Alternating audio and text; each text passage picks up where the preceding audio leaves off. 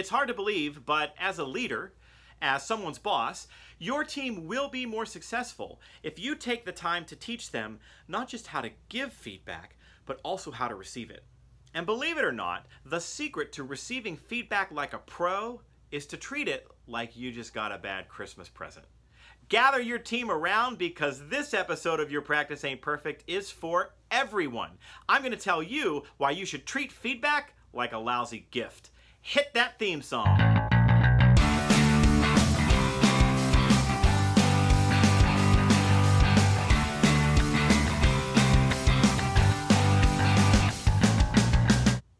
Have you ever received a bad birthday present? Ever sat with your in-laws at Christmas as they smile ear to ear watching you unwrap their gift, only to peel the paper away and see something that makes you go, really? What do you do next? Do you get defensive? Do you say, what are you talking about? Of course not. What we say instead is, thank you. And we do this because we want to preserve that relationship and because we understand that it's the thought that counts. Receiving feedback works exactly the same way. When somebody gives you feedback, you might want to say, really? Or, what are you talking about? But there's a far more effective way to go about it that preserves your relationship, that keeps conflict healthy, and will ultimately make you look really good in the long run. Here's what to do. The next time someone gives you feedback, whether it's a coworker or your boss or even your spouse, I want you to respond with these two simple steps. Step 1, restate what you heard. Step 2, say thank you.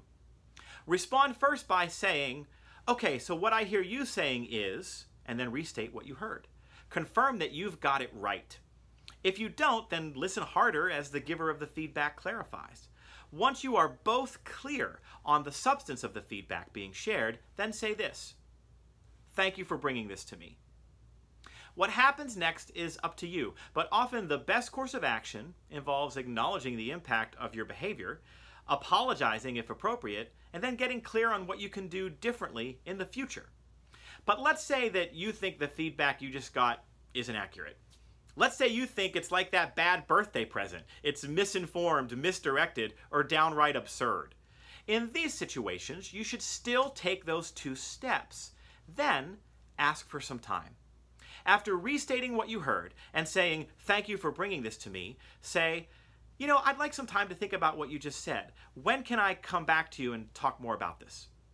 In the face of feedback that you don't agree with or that provokes a strong reaction, buy yourself some time. This allows your emotions to run their course in private and for your more thoughtful brain to process the substance of the feedback more carefully. It also ensures that you will respond professionally to the feedback rather than having an emotional reaction, which of course would lead to more team drama. So there you have it. Please take a moment to tell me what you thought of this video by leaving a comment in the box below. And if you are my in-laws and you're watching this video, for the record, the example earlier is not based on personal experience. You've never given me a bad Christmas present, and I love you very much. Thanks for watching. See you all next time.